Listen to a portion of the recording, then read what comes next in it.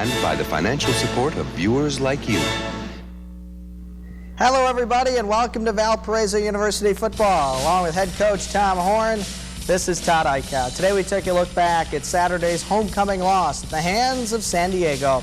We'll welcome in standout defensive tackle Matt Kulp, and we'll preview Saturday's upcoming trip down to Indianapolis as the Crusaders take on their arch rivals, the Butler Bulldogs. First, though, we visit with head coach Tom Horne, whose ball club now sits at 2-2. And Coach, most disappointing on Saturday, I think, because for a half, you appeared to be a far superior team, but you went into the locker room trailing, and then you never got on track in the second half. Yeah, we dominated in the first half, and even statistically, if you look at the stats, which we'll see at halftime or at the end of the game, we did a very, very good job. We ran the ball over them. I think we had 3 series in a row where we marched up and down the field through 1 or 2 passes, got a lot of first downs, moved the chains, we're up 6-0. So we had opportunities early to get up on them, and we didn't take those opportunities. Yeah, let's take a look at the highlights. We'll see that the Crusaders moved the ball extremely well all day long, especially in the first half, Coach. Over 250 yards of offense in the first half, and many on the option.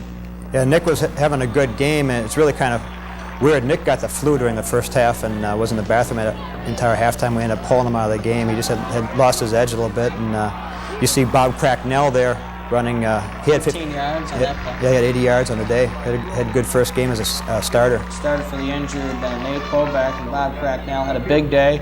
Unfortunately, on 3rd and short, you were stopped, and then the field goal attempt, and the kicking problems have been a problem all season long. Yeah, the announcer said it was blocked. I think one of our offensive linemen blocked it with their backsides. Defense really played well in the first quarter. Here's a draw play, and Chris Helton, you could see that the draw had been well tootled, I guess, in the previous week, looking for it. I think the first and fourth quarters, our defense played as well as they have all year. You got great field position, but on 4th down, Nick trying for the first down, he coughed it up. Yeah, we have 5 turnovers on a day, and usually if you have 3 in a game, you're in trouble. And the games we've lost this year, we've had a lot of turnovers. Excellent defensive play by Andre Murphy on their next series, stopping Halavasek on the sweep. That was on 3rd and short. And you got the ball on your own 4-yard line, and it would be one of maybe the best drive of the year. You start out by running the trap to Cracknell for 11. Yeah, 12-play drive, 96 yards. Outstanding job by our offensive line, moving us down the field. I like this play option out of the shotgun, Coach, and that allows Ozzie to get to the outside. Yeah, we felt that San Diego with the man coverage had a problem dealing with option, and we called it a lot Saturday. Of course, Nick got tired during the game because of his sickness, and we had to get away from it a little bit. Nice counter, nice trap block there by Evan Fitzgerald pulling, and Ozzie picks up 10. Now the swing. You tried many different ways of getting Ozzie to the outside. Successful in the first half. They adjusted in the second half, I thought. Yeah, I don't know how much they adjusted as we just didn't make the plays when we had to make them. Nice block by Scott Heinrichs on that play. And here you come. Look at Nick on the option. Final play of the quarter. They seemed to hesitate a little bit, and you weren't going to complain about that. No, the scoreboard buzzer went off, and it looked like a couple guys almost stopped. Unfortunately, unable to convert the point after try. 6-0 the score, and there's Andre Murphy on the next series, 1st and 10, stopping the sweep. And we're going to see a play we'll actually see later on in this program. Matt Kulp, he grabbed the fullback to make sure he didn't have the ball. When he realized the fullback didn't have the ball, then he got the quarterback. That's the way to do it. They just tackle them all and see who has the ball. Sort it out later on. That's Great right. play by Matt Kulp. We'll see it later on. Matt had 13 tackles on Saturday. You get good pressure on the quarterback, Camus, and then the big hit. This was on 3rd down, and we'll set up a 4th and about 3. In this situation right here, we were doing a great job defensively until we got to 3rd and 4th down, and then they made big plays on us. Did get a good spill from the corner out there, and should have spilled him towards the sideline, and he got inside the block and ran untouched for a touchdown on 4th and 3. Anton Giovanni with the score, and then Matt Young's point after. And again, Coach, you got beat in the special teams category, which has been unusual up until this year. Yeah, it has, and it's been a concern for us. Not being able to make big plays offensively and defensively, and not performing on special teams. That's been a real concern with us, and we're going to have an extra practice this week because we have a couple days off on Thursday and Friday and work hard on special teams. Nick Browder on the scramble for 23, showing his unbelievable athletic ability. And then here's a perfect pass. Scott Heinrichs had a big ball game, and here's 6. You know, Scotty Heinrichs came into camp ready to play and had a great 2 days during camp, and it's rubbed off during the season. He's doing a great job for us. This is key. It's 12-7. You go for 2, and you appear to have it completed on a great throw and great catch. Jody Hart on the receiving end, but the official rules a holding penalty. Yeah, it was, as we saw in the film, it wasn't really a holding, but they called it. They called it. Questionable, and then you don't get the 2. You have to try a 2-pointer from the 20-yard line. You don't get it. And, you know, on the scoreboard, it is a big 2 points. 14-7, you're up by a full touchdown. Now a touchdown puts them in front, which eventually is what happens. Great pressure on the quarterback there, and an outstanding coverage by Scott Latsky. Matt Kulp with the pressure. 3rd and 9, and you get caught in man-to-man. Had Halavasek, their best athlete probably, Coach, had a big day receiving the ball. He single-handedly beat us on Saturday. Other than him, they didn't have a whole lot, and he had 4 touchdowns. 3rd and 8. So from 3rd and 9, they get Halavasek the ball. 3rd and 8, they get him the ball again, this time for a touchdown. Yeah. Beats the man-to-man coverage again? Yeah, Coach Bernardi had a double coverage on him called to him. We did one defensive back was misaligned and didn't get outside of him. They almost get 2. You see the botch snap. And that keeps the score at 13-12. This is late first half, and Ozzie nearly goes the distance. It kind of just, I think, trips on the heel of Darrell Jackson. Otherwise, he would have been gone, I think. I don't think they would have caught him as he was headed to the outside. And unfortunate, because on the very next play, we see an intercept. You can't fault the protection. It's great protection here, Coach. We had outstanding protection all day. They had 1 sack for 2 yards against us, and we went up the line and changed the route that had been called, and it really hurt us before halftime. 250 yards of offense, yet only 12 points. It had to be disappointing in the locker room. Absolutely, especially we're winning the game up front. Our pass protection is outstanding, and our run blocking was outstanding. 250 yards of offense, but yet Valpo's down at the half by 1. That's a bad feeling, and it turned out to be a bad sign. We'll check those second half highlights when we come back after this on Valparaiso University football.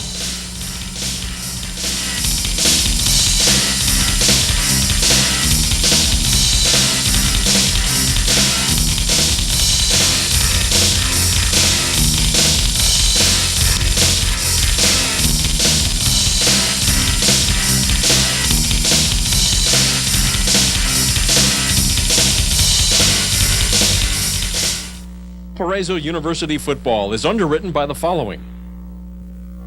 Signs on Time. Create signs in all sizes and materials. Special canvas banners, wood signs, plastic, metal, and magnetic. Indoors or outdoors, Signs on Time uses state-of-the-art materials including vinyl lettering. Signs on Time next to the patio in Maryville. 769-4488. Mike's Sporting Goods, your team sports professional. Mike's has NFL and college team crews and jackets from Starter, Russell, and others. A great selection and Mike's great value. For your team sport needs, Mike's has it. Shoes from Nike, Reebok, Converse, plus uniforms, trophies, custom screen printing, school jackets, equipment, and more. Mike's Sporting Goods, Maryville, Crown Point, Hobart, and Michigan City. Mancino's Pizza and Grinders, 706 and a half Lincoln Way in Valparaiso. Home of the hot sub sandwich, served on their very own bread made from scratch daily. Delivery available. 477-5610. And by the financial support of viewers like you. Coach, down at the half despite outgaining them by 120 yards. So what was the feeling in the locker room? What was talked about? Well, I think there was a little bit of frustration because we knew we were moving the ball offensively. We were doing an excellent job with that. And defensively, we just gave up a couple big plays. But we're down by 1.5. We're certainly, obviously, in the ball game. I was concerned making halftime adjustments because my starting quarterback wasn't there because he was spending the whole halftime in the bathroom and didn't come out till about 5 minutes into the second half. I had the other quarterback warming up, didn't know if he was going to be back out or not. So it's been kind of a weird season, at least at home it has been. We had the death before the Whitewater game, and then our quarterback gets the flu during the first half of a game, which has never happened to me before as a coach. Okay, let's take a look at those second half highlights. We'll see the third quarter was a big quarter for San Diego, Coach. Good play, though, to start. Ronnie Sazzone coming up hard. Yeah, making the stop on Halavasek for only a pickup of 2. Does an excellent job there. You got the ball back, but were unable to convert. And then San Diego started to put something together. And we'll see the big play. Camus seemed to be the better throwing quarterback.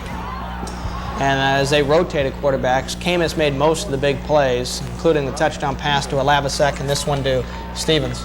Yeah, that was the first time we'd seen this quarterback all year. He was a junior college transfer, hadn't played sparingly in the first few ball games, but is obviously the best passing quarterback. They run the double reverse there to Alavasek, again one of his 4 touchdowns, and then the point after, and it's 2012 now. See, 8:45 to go in the third quarter. I thought, Coach, after you stopped them on that first series, when then you were unable to move the ball, that gave them a little bit of life.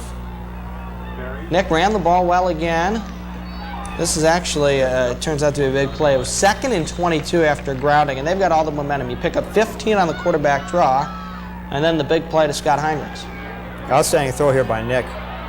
We ran a play-action pass, and a backside post to Scotty Heinrichs gets open and makes a good catch, and it was a good throw. 41 yards, but Coach, you're unable to get the ball in the end zone here. Another, drive where you move the football, so we see Bob Cracknell picking up first down. Yeah, again, starting inside, the 5-yard line and moving right down the field on him. One of the biggest plays in the game. Here's an opportunity to tie it up. Open receiver, and just missed the connection. Just missed. Maybe a foot, 6 inches just missed, and that was a big play that we didn't make there. And you didn't get any points on the board, and then it didn't take long for Alavasek again. Find the open spot.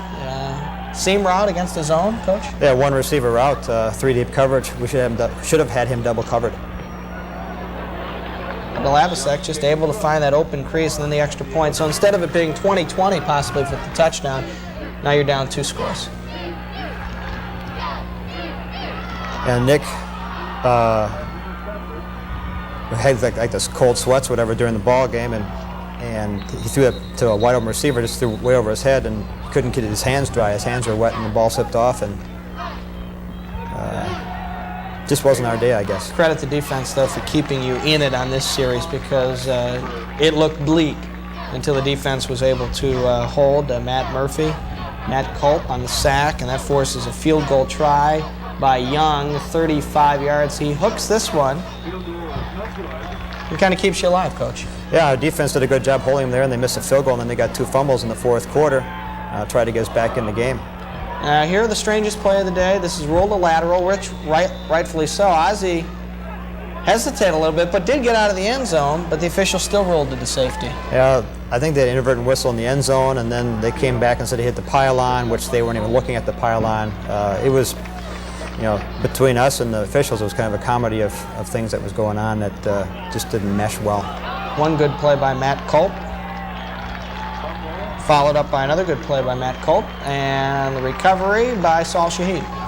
Matty forced a fumble there. We got the ball back, and he went to Paul Van Dam. Paul Van Dam's in there at quarterback. Nick, not feeling well, struggling from the interception. He had no stamina and just couldn't get his wind back. And with the option offense, we had to get away from him a little bit because he just couldn't run as much as before, and took us out of our game plan. And credit Paul Van Dam getting you downfield and in the end zone on the touchdown pass to Ozzie, which puts you right in it. You really needed this too, though, I thought. And the ball's picked. Yeah, it's a misread. The tight end's wide open coming across the field. So now you need 2 touchdowns to win the football game. 9:02 to go, 29-18 the score.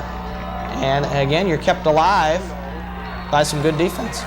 Defense, like I said before, first and fourth quarters, they played as well as they have all year long. That's a good sign for our defense. Linus' zone forces a 3rd and long, and they make another miscue. And Matt Murphy gets on the football, Coach, and here you are at the 25-yard line, and there's still 6 minutes to go, plus needing 2 scores with the momentum. And unfortunately, 4 straight incomplete passes. Here's the final one. Yeah, Scott Heinrichs was wide open. We ran Ozzie across the field. The free safety followed him, and Scotty was wide open down the hash. Unfortunately, we didn't block the nose guard and forced Paul away from the play, and he couldn't get the ball to Scotty. Got the ball back, but now with 3 minutes to go, it's tough. You got to go length of the field. Nice pass to Scott Heinrichs, but the intercept seals the victory. This is Tim Bruce on the pick. He'll take it down to the 5-yard line. And better than 400 yards of offense, but when you have 5 turnovers, that negates a lot of it. You bet. And we just can't nobody can make the kind of turnovers we're making and win ball games. And we've had the 2 ball games we've lost, we've had 11 or 12 turnovers in those 2 ball games. We've got 15 on the year, and we have 12 in 2 ball games. Klavisek's touchdown and the point after makes it 35-18. They actually missed the point after there. Paul Van Dam, though, showed signs again. Clemson quarterback, sophomore. He's got the strong arm. We see the out to Scott Heinrichs, one of his 5 catches. And Karan Stokes, will we see him with more playing time in weeks to come, maybe? Karan came into camp doing real well, then went through about a 2-week period where he wasn't catching ball real well and lost some of his confidence. Now he's starting to get it back. And you try to get that oh-by-the-way touchdown, and it's an oh-by-the-way interception. Navarra's 2nd pick of the day, and they lateral to run it out. 35-18 final. Yeah, we keep them at 27, and we had 2 touchdown opportunities in the 4th quarter, and we just didn't get either one of those. We could have won the ball game still, as poorly as we played. As we take a look at the stats, we'll see why the Crusaders did win. You say, well, 196 yards on the ground, 212 through the air. That's great, but you see the difference. 5 turnovers, the 4 interceptions. They didn't throw the ball much, but they didn't throw it. They made the most of it. 12 passes, Coach. They only attempted 12, but 173 yards passing, so they had some big plays through the air. Yeah, six catches for 173 yards. That's a lot of yards to give up per catch. Nearly 30 per catch. And we punted only 3 times. They punted 7. Right. First downs, 22 first downs. At one time, you had them 9 first downs to none. So it's hard to figure, but you just look at the turnovers, and once again, that turnover factor ends up to be the big factor in the ball game. San Diego wins it 35-18. Elsewhere in Pioneer Football League play, only 2 other games, and Drake went down to Butler and beat the Bulldogs, a team which is just not playing good football right now. They're 1-4, and they've lost 4 games in a row, and which is, I think, they haven't done that like in 30 years. Dayton struggled last year against Georgetown College, but not at home. They're rolling a perfect 5-0 and making it look easy right now. Yeah, Dayton must pay people to come play in their stadium. They're 71 out of 72 at home, and they're trying to get all their home games, all their games at home, so they can keep that streak going. But it's not like they're playing patsies, right? Towson State and Georgetown College. They're playing some good teams. Yeah, they're playing some very good teams. Those teams have good athletes. Dayton is loaded this year. They've got some good players. Okay, let's take a look at the way the conference slate reads at this point. It's going to be tough now. That was a game which hurt. I know. You got to win them all, right, from here on out? I think so. San Diego's already has a loss, so we win the rest of them. We're in fine shape. You just hate to lose to a team that's not as good as you are, like we did last week. That's really a bitter pill to swallow. And you can see the cream of the class, the Dayton Flyers, perfect 5-0 overall, and again, as we said, making it look easy as of right now. Well, one guy who's, I guess, made it look easy this year, one defensive player who has stood out, Coach, has to be Matt Kulp. Had a big ball game for you on Saturday, and I know you have to be proud of what Matt's done for you in the past 4 ball games this year. Well, Matt's a guy that's, in theory, too short, too small, too slow to play his position, and he's a junior right now, and he started 24 ball games in a row for us. So that tells you the kind of heart and desire that Matt Kulp has. Matt, how do you do it now? You come out of high school, 5'10", 5'11". Where are you exactly?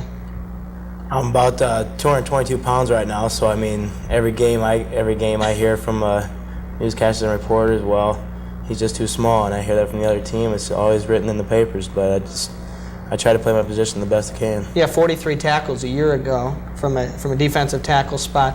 How about going against the bigger linemen? We saw Whitewater do some damage. The bigger linemen, they give you a lot of problems because of the strength? Bigger linemen, just the fact that they are bigger, yes, and the way they're taught to block is, to punish the guys in front of them. I get a lot of double teams where I'm at the nose tackle all the time. I say all the time, I use my quickness. Once they snap that ball, I'm trying to swim in there. I'm trying to get in there as quick as possible and try to cause a disruption. Coach, I've got to assume on the defensive front, when you're undersized, technique becomes so important, right? Yeah, I think, Kulpe, that's where he excels. He knows what his size is. He knows what his limitations are in regards to that, and he uses what gifts he has to his best of his ability, and quickness and the swim moves and the different counter moves he uses to get off blocks and to make plays. Okay, we're going to take a look. You can see just 224 pounds, or as Matt says, now only about 222. but 13 tackles on Saturday. We're going to take a look at the play we touched on earlier. Matt, I'll let you describe it. This is a toss sweep. This is not actually the play we're looking at, but we can see the pursuit from the backside. That's when we talk about quickness, right, Matt? Yeah, pursuit was really easy with this team. When you follow the pulling guards usually take you to the play about 90% of the time when you play a team like this. And when you got with the other people like Miller and Harrington helping you go out, that helps a lot with your run game. It helps a lot me from a lot more tackles. Yeah, we talk about quickness, but you have to, when you're undersized, when they run straight at you, you've got to, I guess, use the technique to get around them, right? You know, it seems like a difficult situation. You hear so much, you watch like a college game, you say, look at these 300-pound linemen. On the other side, you've got, 240-pound defensive tackles.